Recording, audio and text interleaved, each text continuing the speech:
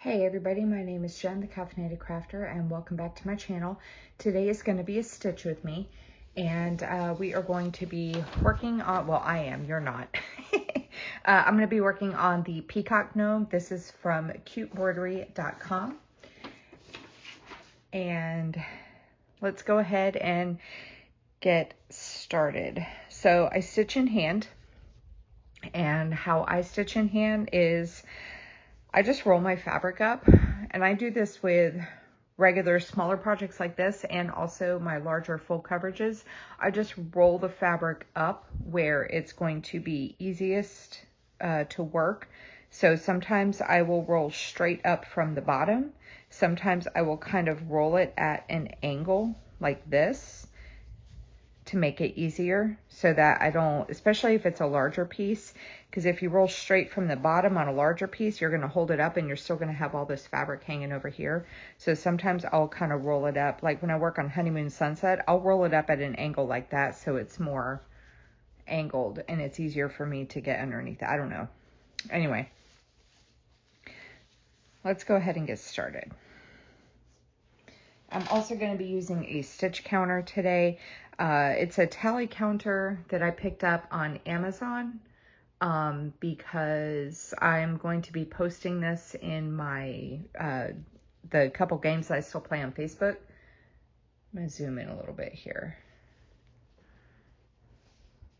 That's a little better. I'm going to try to watch the camera for a bit to see if this is too close. But anyway, I picked this up on Amazon. I can link these down below if you're interested. They come in a single, a 4-pack, and an 8-pack, and I got the 4-pack so that I have the extras laying around. So yeah. So I think today we will be talking about, oh, and when I count, before I start talking about what I was going to talk about today, when I count my stitches, so a full X is 1, right? If I'm doing half crosses, then I will count 2 of them, like I'll be like 1, 2, and then I hit my thing, but I'm not doing half crosses, I'm doing full. So when I go down, this, oh my God. Hang on, let me move this. Let me move my dealio down a little bit further, my needle minder, because it keeps catching on the back. That's when I hit my button, is when I am completing my second leg. And I usually stitch bottom left to top right, but if I'm going up in a straight line, obviously I can't do that because I complete each X as I go. So I'll just do top right to bottom left.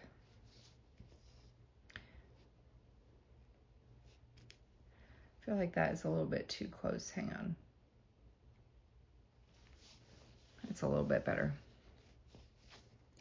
So anyway, let's talk about, this one's going to be about food. What did I make my kids this past week?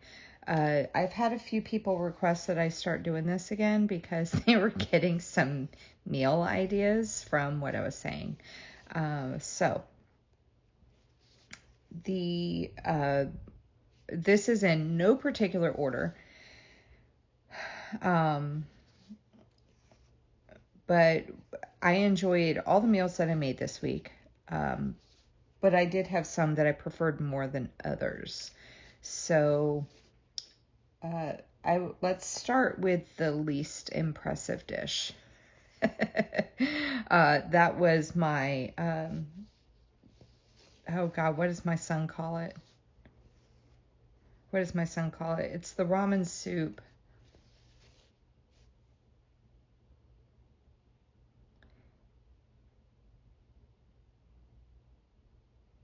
Man, what does he call it? He calls it something like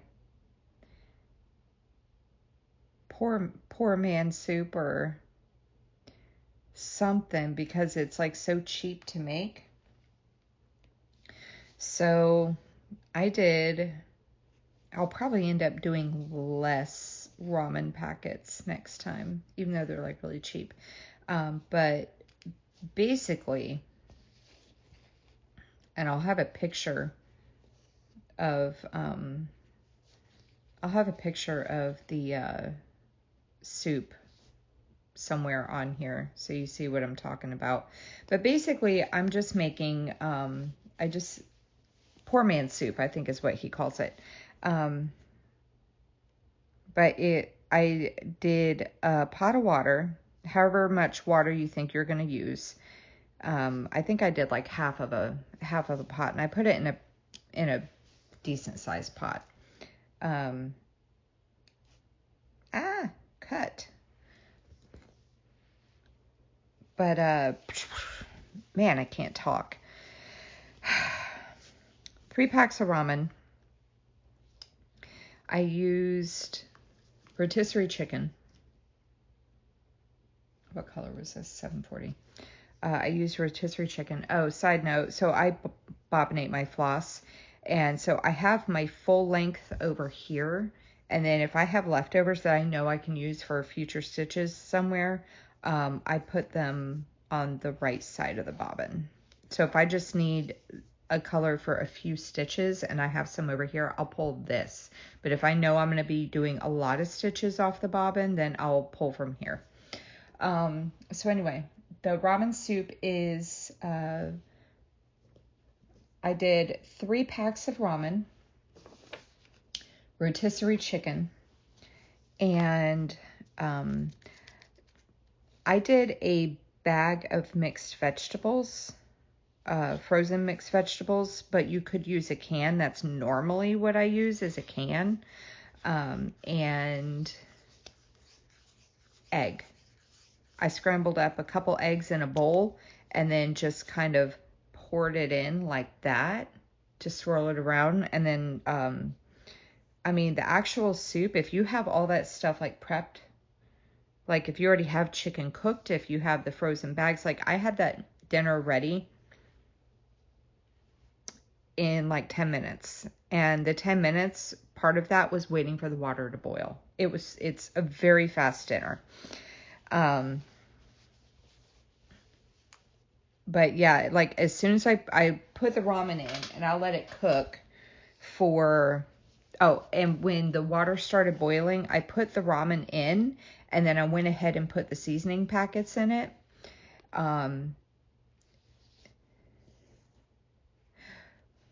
Actually, back up. Oh my God. Start over. Because I used frozen mixed vegetables this time. That's right. So actually what I did was when the water started boiling, I threw the frozen veggies in first and I let it come back up to a boil and I let them cook for a couple minutes. And then, because they were frozen, if they were canned, I would have thrown them in at like towards the end. So if you're using the frozen ones, you got to let them boil for a couple minutes. Because they're frozen. And, oh, whoops. I hit that button too soon. Hang on. Let me get back on track. There we go. So I let the veggies boil for a couple minutes. Then I put in the noodles and I put the seasoning packet in with it. Because I was keeping it as a soup. If I was not keeping it as a soup, then I would save the seasoning packets for the end. But the noodles, the seasoning packet together, and then I let that cook for about 2 minutes. Because, you know, the top ramen is a 3-minute noodle. So I let it cook for about 2 minutes, and then I poured the egg in, and then I threw the chicken in at the very last, like, minute. And just let it heat up. And that was it. Is there anything else I put in there? Nope, that was it. So it's a really quick, really cheap dinner.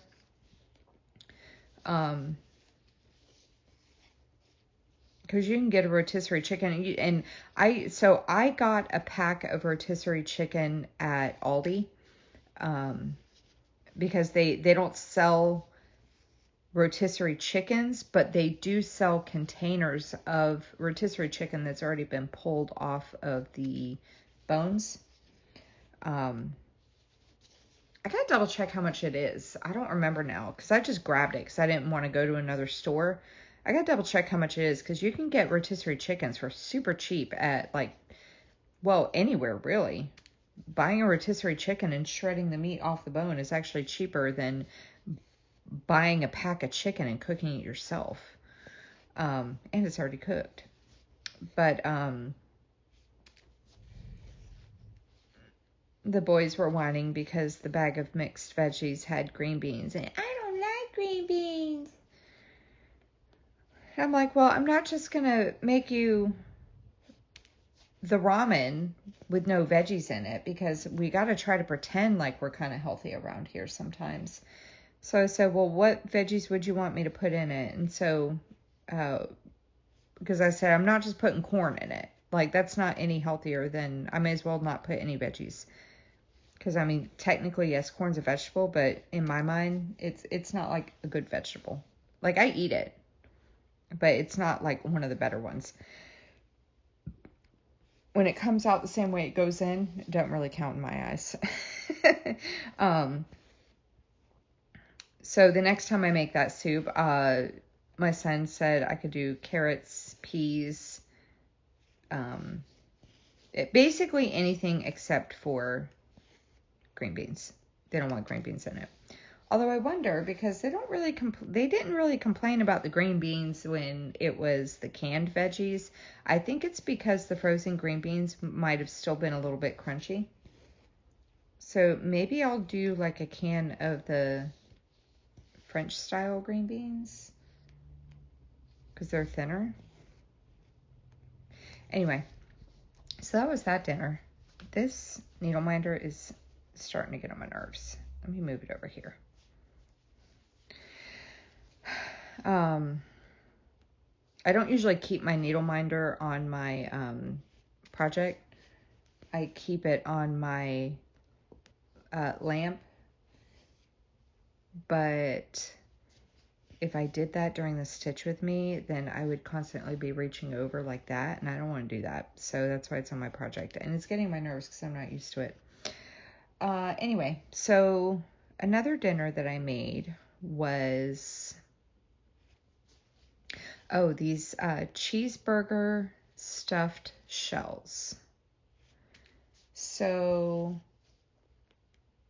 I have two pictures to show you. One was before I did the topping with all of its cheesy goodness. And then the other is after I put the toppings on it. Oh, I hear my washer going off. It's playing me the song of its people. And so basically with the cheeseburger stuffed shells,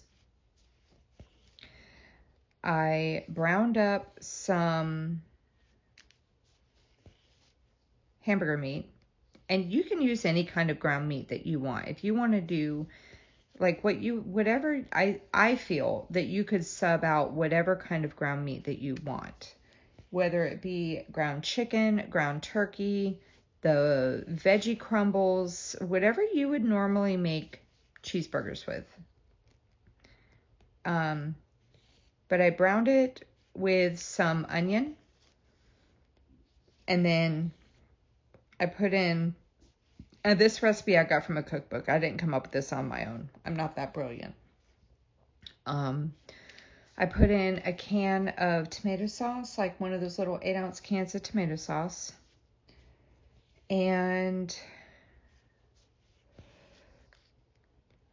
some ketchup and some mustard. Now, the recipe did give specific measurements for the ketchup and the mustard. I kind of eyeballed it, however much I felt was appropriate. I squirted some in, and then I tasted it, and then I added more of whichever I thought needed more of. Like when I first put the ketchup and mustard in, it was kind of mustardy because I had put in more mustard than ketchup. So I added more ketchup to it. And while that was all coming together, I cooked the jumbo pasta shells, not like the large ones that are this big, like the jumbo ones that you would do like the traditional like ricotta stuffed shells with. Cooked those up, and then I stuffed the shells with the meat mixture. And I baked it. I'll have to put the temperature and the time on the screen. But I baked it for X amount of minutes.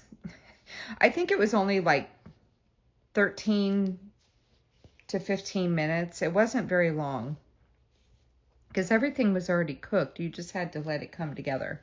And then I pulled it out and topped it with shredded cheese. Oh, in the meat mixture, I also put in a handful of shredded cheese and then stuffed the shells. And then baked it for 13 to 15 minutes and then pulled it out of the oven and topped it with more cheese and threw it back in the oven for 5 minutes. And that is the first picture. And then it's a cheeseburger stuffed shell. So basically it's a cheese, whatever you would normally put on your cheeseburgers, that is what you top them with. So me and my kids, we like all the things. So I did, I chopped up some lettuce and tomato and pickles and topped the shells, or yeah, the stuffed shells with the lettuce, tomato, and pickle. And man, oh, and I fried up some of a bag of those Checkers fries. If I don't know where Checkers is. In the southern U.S., it's Checkers. I want to say in the north or Midwest or something, it's Rally's.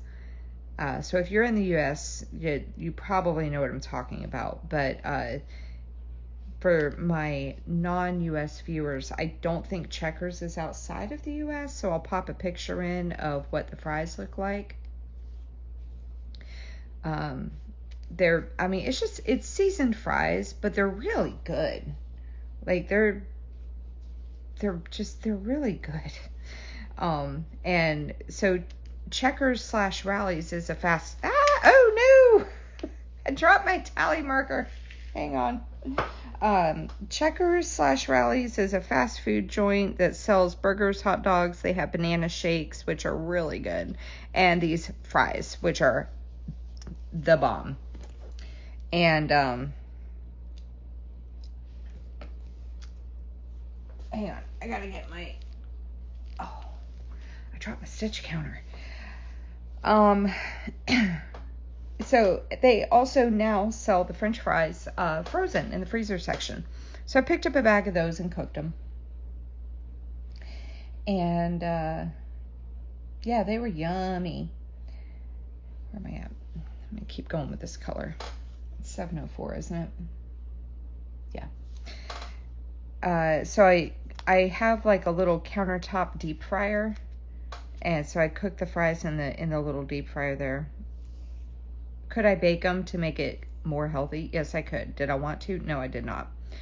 But yeah, so I think that the boys absolutely loved. Man, you see what I did here? It's all knotted now. It's a loose knot. Bear with me. Okay, there's that. Let me get this untangled.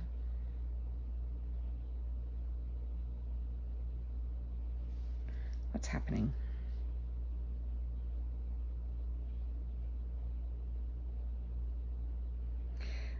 So the boys absolutely loved the cheeseburger stuffed shells. They're like, oh my God, Mom, you have to make these again. Because again, I got these out of a cookbook. What am I doing? It's from Taste of Home. And it's like the most requested recipes or something. So that's where I got that recipe from. So I think that the next time I make it, I am going to cook up some bacon and crumble it on top, and I don't want to put the bacon in the meat mixture because I feel like it would not be, I couldn't get like that crispy bacon cheeseburger thing going. And I will also drizzle, probably get like one of those, I usually use mayonnaise out of a jar, but I'll probably get one of the squeezy mayo bottles that you can like squirt and drizzle it with some mayo. And if I forget to do that, I could always figure it out. But I'll probably put mayonnaise and bacon on top next time because they were really good. And I think that's the only thing that I felt like was missing. But whatever you would normally put, you could easily adapt that to be whatever kind of cheeseburger you wanted. Like if you like the mushroom Swiss burger, I don't. But if I didn't mention this to the kids, but because they would want me to make it, and I hate mushrooms. But you could easily cook up some mushrooms and put it in with the meat, and then top it with like shredded Swiss cheese and caramelize some onions. Yeah, like a mushroom onion Swiss burger. But anyway, yeah, whatever you like on your burgers, you can put on top of the shells. It's very adaptable recipe, I feel. Another thing I made was my copycat crusted chicken Romano. The crusted chicken Romano is a dish from Cheesecake Factory. It's basically Parmesan chicken cutlets served with a side of pasta that's mixed with a creamy tomato sauce. And so I did that with some garlic bread and a Caprese salad. And so I just breaded the chicken and cooked it up in some oil. And if you've never breaded chicken before, traditionally you dust the chicken in flour. The breading technique is that you dust the chicken in some flour, and then you put it in some egg that you mixed up, and then you put it in breadcrumbs, whatever kind of breadcrumbs that you want. And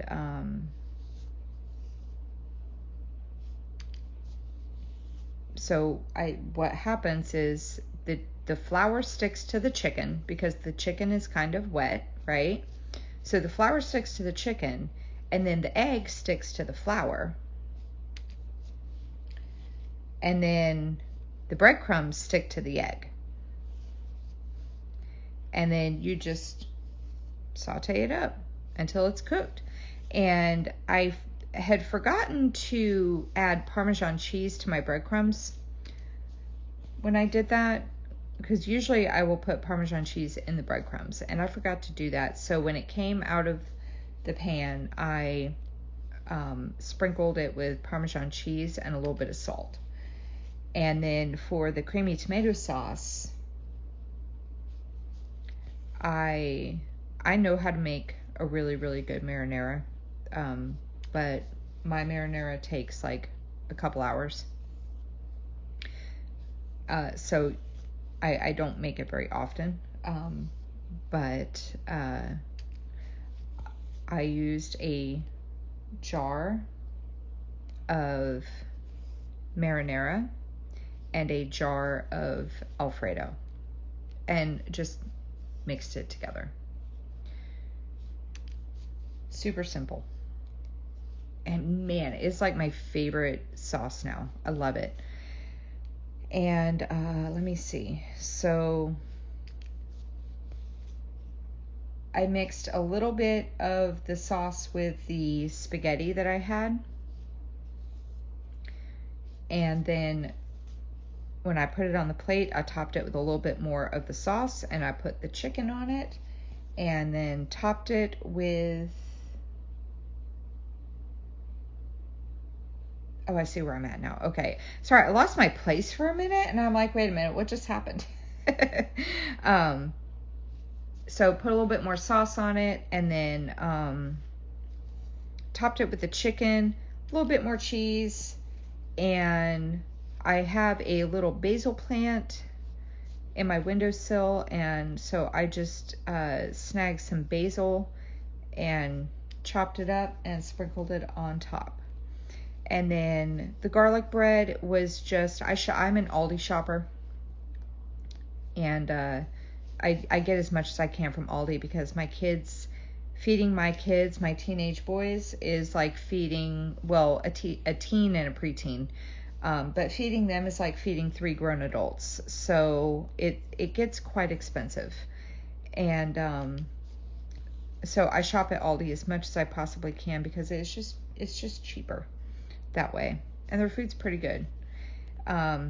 So they have a garlic bread there, like a pre-made garlic bread. You just pop in the oven. So I did that. Nothing special. I do sometimes make my own garlic bread if I end up shopping elsewhere, like if I go to Walmart, Publix, wherever, for my grocery shopping for whatever reason that week. I'll just get a loaf of French bread and cut it in half, or cut it into slices, and then put butter on it, and then sprinkle it with garlic powder, onion powder, and Italian seasoning, and broil it. Like put it under the broiler, or I believe the non-US residents call it the grill. In the US, it's a broiler, until it's browned. But anyway, back to the actual dinner that I made. For the caprese salad, I sliced up some tomato, and I got the sliced mozzarella. You can get a ball of mozzarella, or you can get like a log of, I was going to do the motion of a log, but that is a little perverse, but it's a log of mozzarella, like a log. And that's pre-sliced. I mean, you could slice it yourself, but convenience. And so I sliced up the tomatoes, I put some salt and pepper on them, and then I topped them each with a slice of mozzarella, and like either like a partial leaf, anywhere from a full leaf to a partial leaf of basil, depending on how big the basil leaves were that I picked off of my plant. And it's not a huge, like, listen, I am not a gardener. I can't really keep anything alive. I'm surprised that my basil has lasted as long as it has. It's probably because it's in the windowsill and it's in my face, so it reminds me every day. Check and see if it needs watering. But I have basil and green onions in my windowsill in my kitchen. But anyway, depending on how big the leaves were, like if the tomato is this big and the basil leaf is also this big, I'm going to tear off a piece of it and put it on there, because I don't want the basil leaf to completely cover the tomato and mozzarella. Like, that's not what I'm going for. And then I usually drizzle it with like extra virgin olive oil, and I kind of forgot to do that this time. But I did drizzle it with a balsamic glaze. You can buy pre-made balsamic glaze. You can also make it yourself. I found that out because a few weeks ago, I was going to make caprese salad, because we usually do some kind of Italian dinner whenever the kids are over, like once a week. And I had got stuff for the caprese salad, but realized I forgot the balsamic glaze. And my older son was like, "Oh man, can you make it? Like, can you make balsamic glaze?" And I was like, "No, I can't make that." And then I thought about it. I was like, wait, maybe I can. So I looked up a recipe, and sure enough, you can. It was 1 cup of balsamic vinegar and a 1/4 cup, I think it was. I think it was a 1/4 cup of brown sugar, packed brown sugar. I believe that's what it was. If that was not the case, I will put a correction on the screen of how much brown sugar it was. I do remember it was a full cup of balsamic vinegar though. And you let that basically come to a boil, and you let it simmer, whisking it for like 10 minutes until it starts to thicken. And you can kind of make it as thick as you want. I think the next time I make it, I will make it a bit thicker. Like I'll let it cook a bit longer. I was in a little bit of a rush when I actually made it because I was making it while I was making dinner, and I wanted it to be cool enough for me to drizzle on top of the caprese salad I made a few weeks ago. And it keeps in the fridge for like 3 to 4 weeks, which is great because then I was able to use it for that. And you can use that balsamic glaze on anything. You can use it, drizzle it on chicken. You could do it on some steak, on the caprese salad. You drizzle it on your regular salad. And then, yeah. So that was that dinner. That was really good. Let me stop for just a second. I'm going to go move my laundry over to the dryer and start another load because, of course, I always wait until the last possible minute to do laundry. So I need to, and I have multiple loads to do today. So let me pause for just a moment, and I will be right back. Okay, I'm back. And I have a correction. So as you saw in the picture, and per my correction on the text on the video, I did not make the checkers fries with with the cheeseburger stuffed shells. I made onion rings. I had to go back and find my list because I was forgetting a dinner. I did make the checkers fries, but not with the stuffed shells. Let's do this blue. Hang on one second. Let me grab a color, and we will keep going, and I will finish the... Okay, so I am going to use a blue that I need a full length for, and this is my partial lengths over here, so I'm going to pull these off and then pull a new length of thread. And so when I pull my lengths, I do basically... I hold it in one hand right here, right? And then I run it down my arm to my elbow. And then I just double that.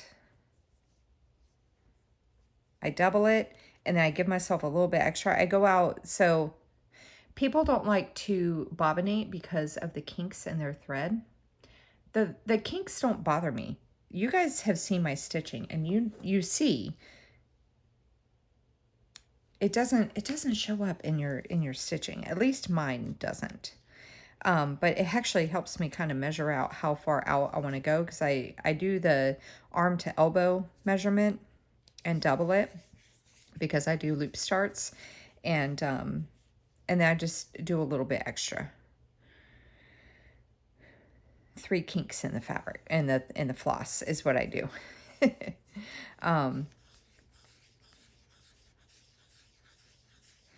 But anyway, yeah, so, and then see, it's like barely kinked now that I run my hands along it. I don't bother wetting it or anything like that. And it all works out in the end. So don't be afraid to bobinate if it's something you want to try. Bobinating is not for everyone, just like floss drops are not for everyone and all that jazz. You do what works for you. This works for me, so it's what I do. Okay, so yeah, cheeseburger stuffed shells. I actually made onion rings with it. in my deep fryer, and they were really good. So what I made with, so we're on to the final couple dinners that I made. What I made with the Checkers fries was Philly cheesesteaks. So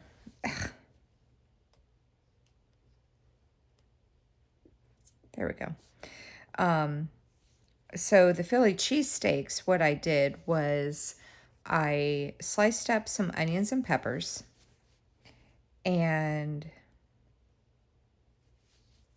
how do I want to do this? I'm looking at the pattern, figuring out which way I want to go.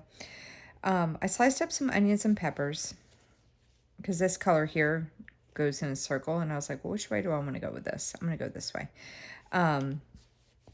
And cooked them in the pan with some oil until they were brown, like soft and starting to brown up. And then I threw in, I picked up, you can use like Steakums is the most popular, I feel, is one of the more popular brands of like cheesesteak meat. It's basically thin like slices of beef, like ultra, like super duper thin. Like you could, like if you get a box of Steakums, you can cook a slice of steakum meat in like 4 minutes because it's just super, super thin beef. But Aldi has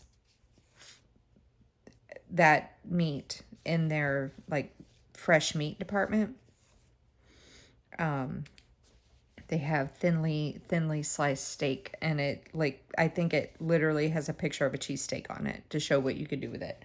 So I got that and threw that in the pan. I waited until the onions and the peppers were done, like almost done, because the meat only takes a few minutes to cook. And cooked that up, mixed it all together. Oh, and while it was cooking, I doused it in the name of this, in the sauce that nobody can pronounce, Worcestershire sauce. Put a bunch of Worcestershire sauce in there. I did a little bit of salt and pepper, but not much, because between the Worcestershire sauce and the cheese and everything, I didn't want it to be too salty. And then I slathered the buns. Now, I will say the picture of this, it looks like very messy. I mean, it's a messy sandwich. But if I wanted to be like ultra fancy, I could have toasted the buns, but I did not. I might do that next time. And the buns, the hoagie rolls that I got were a little bit on the smaller side. I usually like getting the larger ones, but they did not have the larger ones when I went to get them. So I got the smaller ones, but it was fine. But I slathered the buns in mayonnaise, and then I put the meat mixture on there, and then I topped it. Oh no, I did the cheese at the bottom. I did the mayonnaise, and then I put some provolone cheese on it, and then I did the meat mixture on top of that so that it would like melt the cheese better. That's what I made the fries with. And that was yummy. I haven't made cheesesteaks in a while. I don't think I've made them cheesesteaks since we moved into this house. Oh, Gracie Lou. Hi, baby. Hi.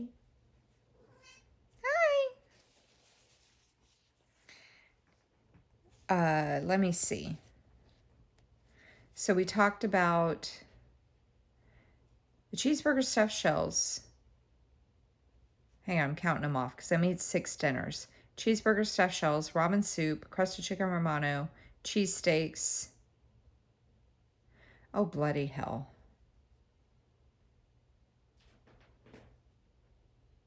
Got it. Okay. And then another dinner that I made was this Mongolian beef, slow cooker Mongolian beef that I got out of that same cookbook that the stuffed shells came in.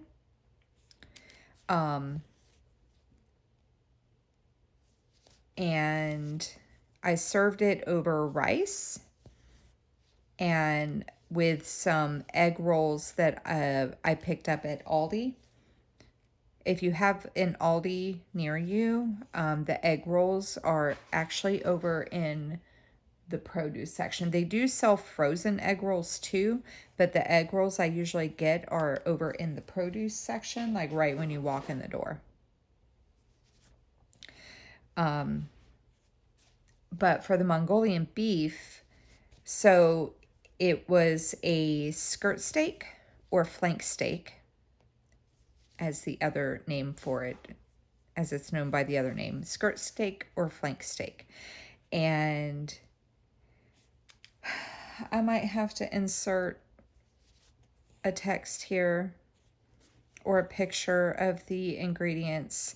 But basically, you dump everything into the crock pot and cook it on low for 4 to 6 hours.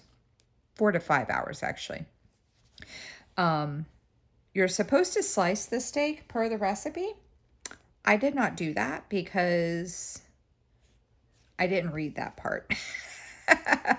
I didn't realize it until after the fact, and I was like, oh, well, I'll just let it cook, and then I will slice it once it comes out. But the other thing that I changed with it, because basically you just dump everything in the slow cooker, and you let it cook for 4 to 6 hours, 4 to 5 hours on low, right? Well, I didn't make it over the weekend. I did not want to take the extra time in the morning to gather all the ingredients and put it in. So I was like, you know what? Since flank steak can be on the tougher side anyway, I will marinate it in this stuff overnight, and then I can literally dump it in the crock pot the next morning and then cook it. So it was chicken broth, and I had to adjust the amounts because I had a little bit more meat than what the recipe called for. But it was about, I think I ended up doing, for 1.5 pounds of meat, I did about a cup of chicken broth. And then I didn't really measure anything. I just kind of eyeballed what looked right. Soy sauce, hoisin sauce, a few tablespoons. I'll put a picture in here of the ingredients. It was really good. I very, very highly recommend this recipe. I'll put a picture in of the ingredients that went into what I ended up making into a marinade. But it was soy sauce, hoisin sauce, I want to say maybe some salt and pepper, sesame oil,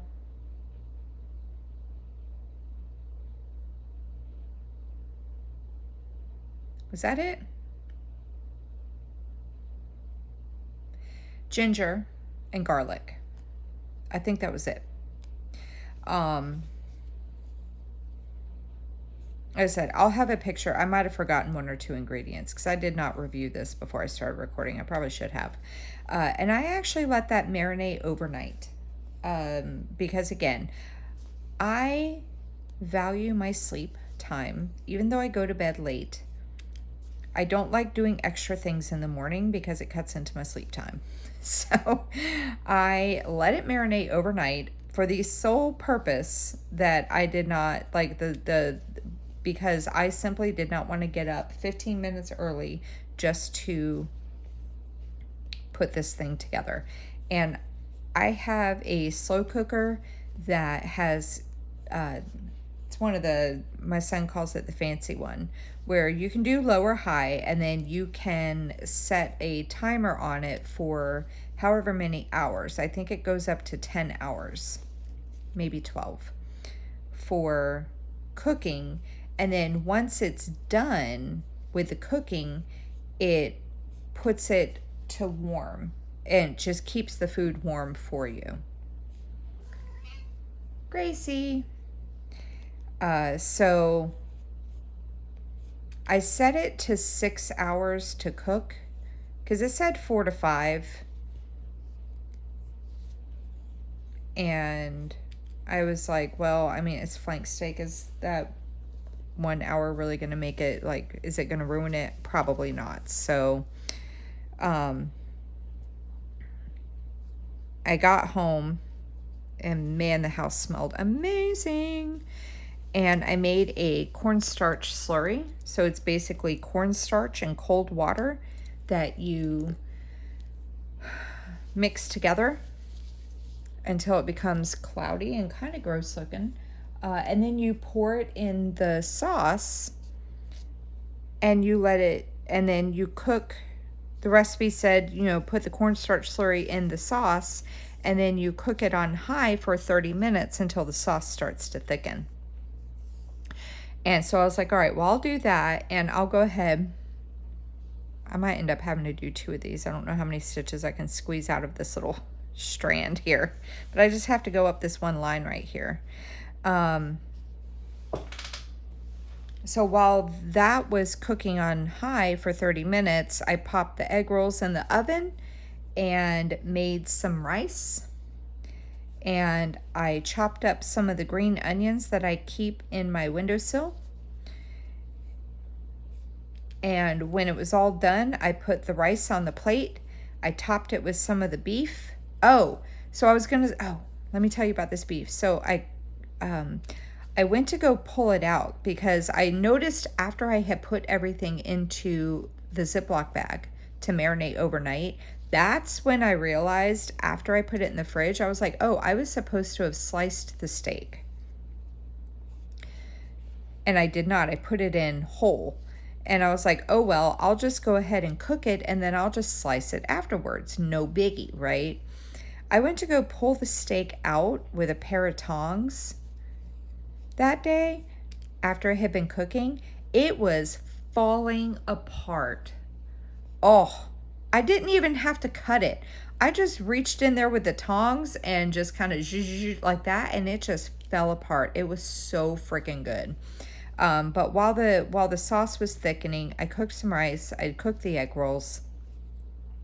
And then I put the rice on the plate. I topped it with the beef.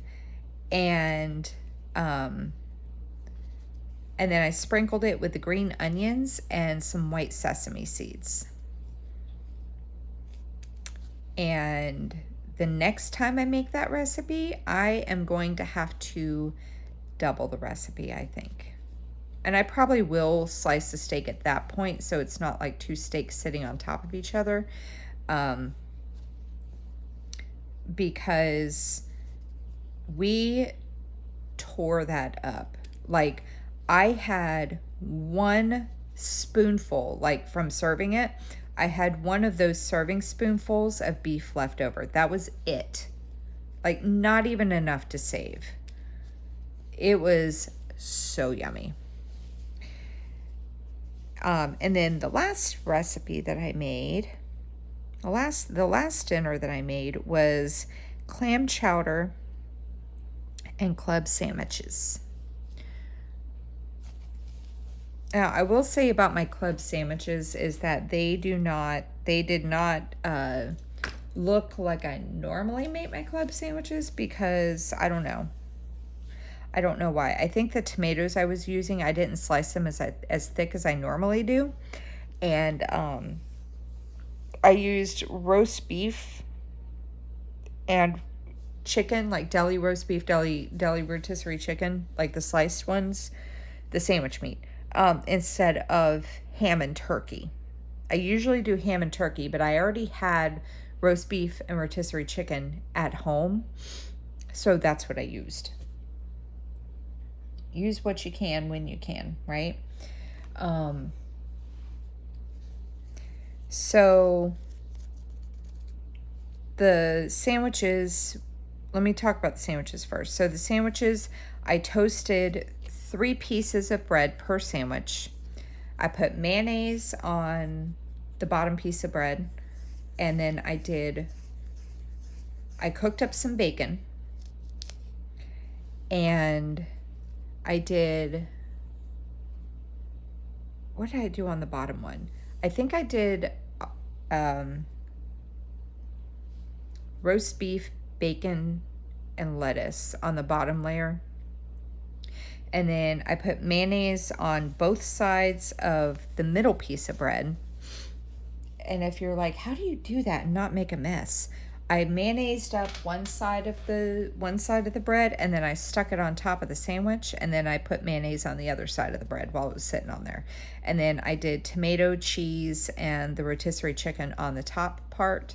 And then I topped it with one more piece of bread that was, again, covered in mayo. I love mayo. And then I sliced the sandwiches in half.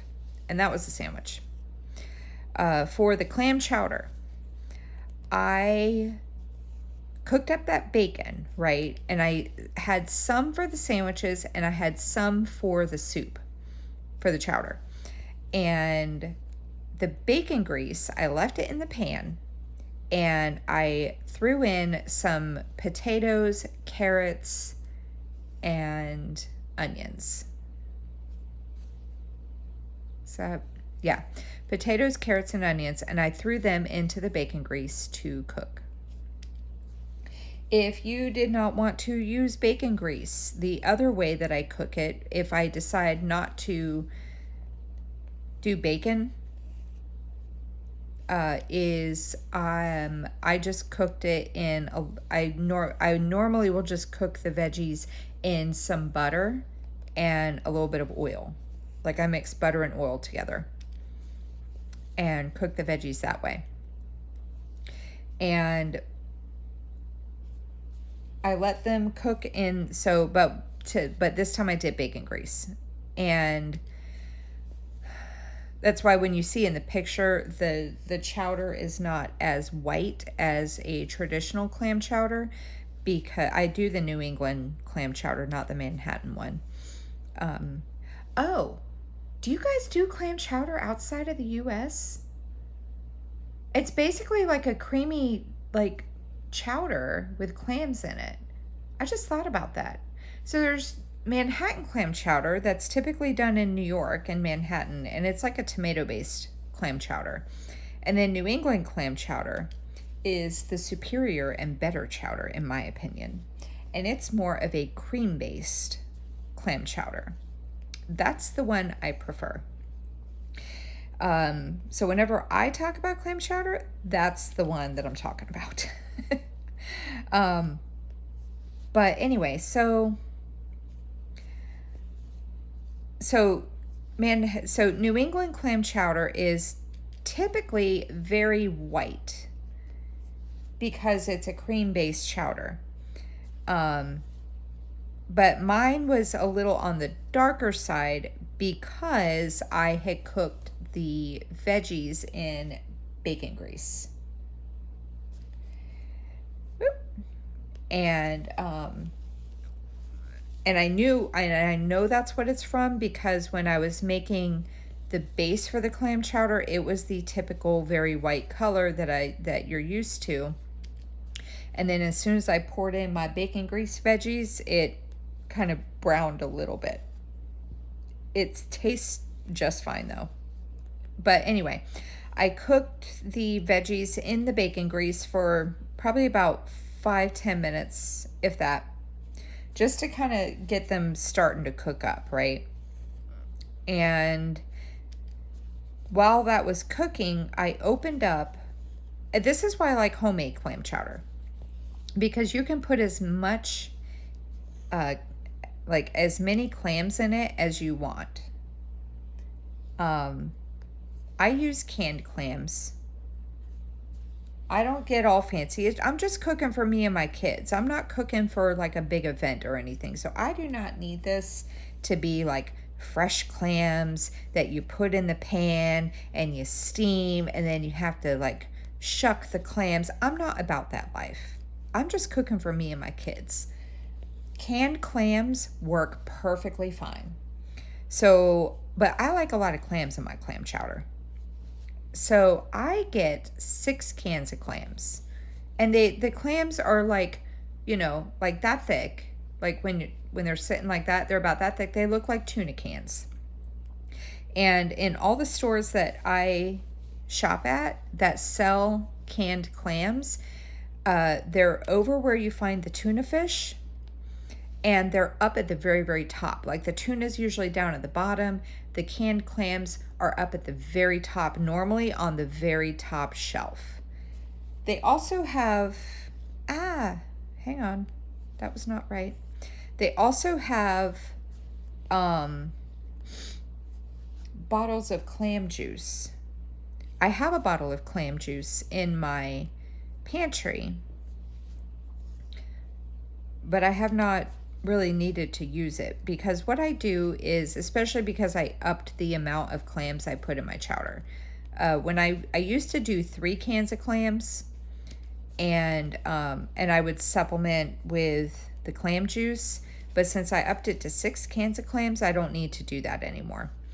But I open up the cans of clams, and then I have like a strainer that I will put in a bowl, and I dump the clams into the strainer so that I can save the clam juice out of the cans.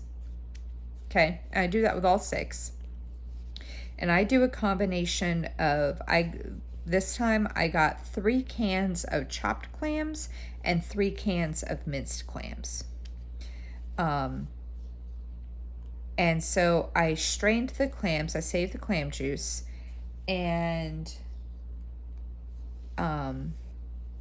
once the veggies cooked down for a few minutes, I dumped the juice from the clams into the veggies, let that kind of come to a boil a little bit, and then covered the pan, and I just let that simmer to cook the veggies to make them soft. So while that was going, in another pot, so I use one pan and one pot for this chowder. In another pot, I melted a stick of butter, and I dumped in about a cup of all-purpose flour. Once the butter was melted, I put the flour in it and made a roux, and let that cook for a few minutes to get the raw flour taste out, right? And then I put in a quart? Was it a quart of heavy cream? The bigger container of heavy cream. And whisked that in to break up the roux. And then I typically, so what the roux does is it thickens the soup up, right? So if you don't want it super thick, then cut down on the butter and the flour. Like cut down on the amount of roux that you're making. Or add more liquid.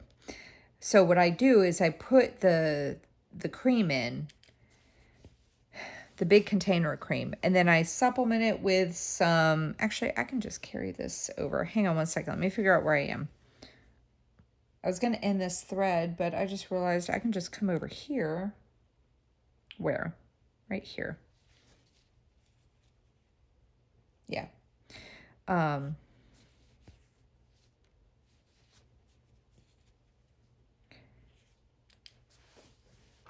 I supplement with milk. So I pour in the container of the heavy cream, and then I pour some milk in. I don't really measure this stuff. Alaire was joking about me writing a cookbook with this. But my problem is I don't measure. I measure with my heart. And you can't tell someone who's trying to learn how to cook, just put it in until it looks right. You can't do that. Some people need the measurements. But anyway, I put in like the quart of the heavy cream. I pour in some milk, and then I let that kind of, I keep stirring it, add in salt and pepper, a bunch of salt and pepper. And I just cook that until it is the consistency that I like. So when I'm making the base part, I keep it on the thicker side. Like when I'm just doing the cream base of the chowder, I try to make it pretty thick for I want it thicker than what I want the end result to be, because I'll be adding stuff to it.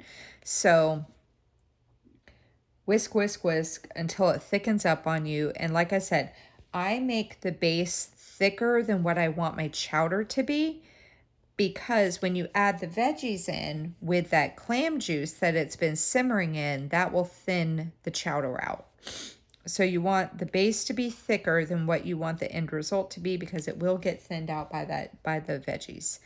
And so once I had that to the consistency I want, the veggies only take, especially if you brown them, like if you cook them in the pan for like 5-10 minutes before you put the liquid in, it only takes about 10 minutes in the liquid, 10 to 15 minutes. And it also depends on how big you cut your potatoes and your carrots. If you cut them on the smaller side, it takes less time to cook because they're smaller. So once all that was ready, I poured the veggie mixture into the base, stirred all that up, gave it a taste to see how I like it. Once I was happy with it, because I would have to add salt and pepper. I don't like adding a lot when I'm cooking it because of the clams. They can sometimes have a little bit of a saltier taste to them in the juice, in the clam juice. So I try to not go super heavy on the salt until I know how it's going to taste in the end, once it's all mixed together. And then I add my secret ingredient, red wine vinegar. I don't know where I got that from. I don't know if I saw it in a recipe somewhere.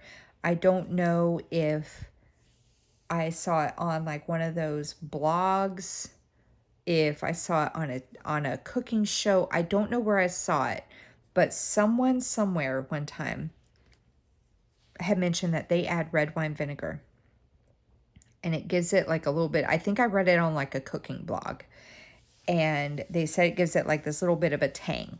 And I was like, I tried it, and man, that was so freaking good. So now I do it every time. Again, I don't measure it. I think the blog I saw, it said like do a couple teaspoons or something. I just take the bottle and I just like shake some in, and then I taste it, and then sometimes I add a little bit more. And it really does make a difference, because there was one time where I made the clam chowder and I didn't have any red wine vinegar. I had used it all, and I had forgotten to get more. So I was like, you know what? It's just an extra. Like, it's not required to make it. Kind of like, it's not like I forgot to get clams or something, right? To make clam chowder. I just forgot the red wine vinegar. I forgot I was out of it. And so I made the clam chowder without the red wine vinegar, and I didn't say anything to the boys, and they both noticed. They were like, something's different with this one. And I was like, what do you mean? They said, it tastes different. I was like, in a good way or a bad way? They were like, well, it tastes fine, but it's not as good as it usually is. Like, what's different about it? And I said, I forgot the red wine vinegar. And they were like, holy cow, that really does make a difference. So I add in, I think the bottle of red wine vinegar I have right now is like a plasticky bottle. So I just like squirted it in. And stirred all that up. And then at the very last minute or so of cooking, I dump the clams in. You don't want to cook them too long because then they get rubbery. So I do the clams at the very, very end and let that cook for like maybe a minute or two. And then I put the chowder in the bowls and topped it with the crumbled bacon and some oyster crackers. And boom, there you go. Cut the sandwiches in half on the diagonal, because when you cut the sandwich in half on the diagonal, it makes it taste better. You rectangle cutters are very strange people. Sandwiches need to be triangles. Triangles make the sandwich taste better. It's a fact. So yeah. Very good week of dinners, in my opinion. I quite enjoyed it. Not sure what I'm going to make for the kids next week. Trying to think. Did I do anything special for breakfast on Sunday? I usually cook my kids breakfast on Sunday. Sometimes I get fancy and sometimes I don't. What did I make? Oh, I think I kept it pretty basic. I just grabbed a bag of frozen hash browns that you cook on the stovetop. Like, you know, the chopped up potatoes with the onions and the peppers. I think Potatoes O'Brien is what the Ore-Ida brand calls it. I just cooked those up, and I make those kinds of potatoes better, but I was being very lazy. So I grabbed the pre-made ones and just cooked them in the stovetop. And I think I just made some bacon and not bacon. I made breakfast sausage and eggs. And toasted some bagels. That was it. Nothing fancy. Sometimes I get fancy and I'll do like pancakes or waffles, or I'll make cinnamon rolls. Not from scratch. I get the Pillsbury Wackado ones. Sometimes I'll make frittatas. My older son, he was asking me, we were looking in that cookbook that I got the cheeseburger shells and the Mongolian beef out of, and one of the recipes was for a quiche, and he was like, I've never had quiche. What exactly is a quiche? And I told him, I said, because I've made them frittatas before, which is basically like a crustless quiche, right? And I think frittatas are cool because you cook it, right? The frittatas you cook in the pan, and then you like turn it out onto a cutting board and you just slice it like a pie. It just looks really cool when you pull it out of the oven, you let it sit for a few minutes, and you flip it over, because you're like, you know, you look like a badass when you're dumping it out onto the cutting board. And so I've made them frittatas before. I've never made them a quiche. And so I told him, I said, well, you remember when I was making frittatas when we were in the apartment? He said, yeah. I said, basically, it's a frittata, but in a pie crust. And he was like, oh, that sounds so good. I was like, it is so good. He's like, can you make it next time we're over? I'm like, sure, kid. So I'm going to make them a quiche the next Sunday that they're over. And I don't know what I'm making myself for dinner yet this week. I've already done messed up. I try to eat at home, but I've already done messed up. I DoorDashed McDonald's one night, and then I DoorDashed some Chinese food last night. But that Chinese food will feed me lunch today, maybe dinner tonight. Like Chinese food, I'm okay with eating multiple times in a row. I got sweet and sour chicken and some lo mein. And so that'll feed me for a few days. A few meals, I should say. I ate it for dinner last night. I'm going to have some for lunch today. And I might even have some for dinner tonight. I don't know. But I have to go to the store and get stuff to make myself dinner and lunch this week, so I don't eat out so much. Actually, let me do that. So, yeah, I think I'm done now. I think I'm done talking. Talked about all the dinners I made for my kids. Yeah. The cheesesteaks I ended up making the night. Was it that night? Is that when I made them? I believe the night that Lachlan did not get hit by a car, my little one. I think the night he did not get hit by the car, that's when I made the cheesesteaks. We didn't get home until probably almost 8 o'clock. And the kids were like, oh, can we go out? And I was like, no, because we went out to a restaurant on Friday and it was like $100. And I was like, absolutely not. We're not going out. We spent enough money eating out this week.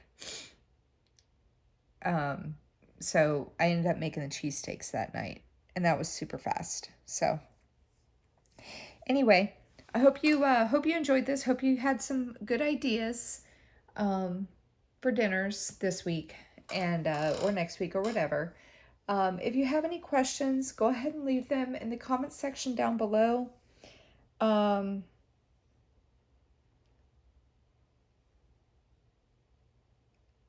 And I was debating on putting the recipes in the description box. I don't know if I'm going to have the space for it though. I might try to do like a brief rundown of the recipes, maybe. I don't know. We'll have to see. I may or may not have the recipes listed down below. I don't know if I'm going to have enough room to put all that though.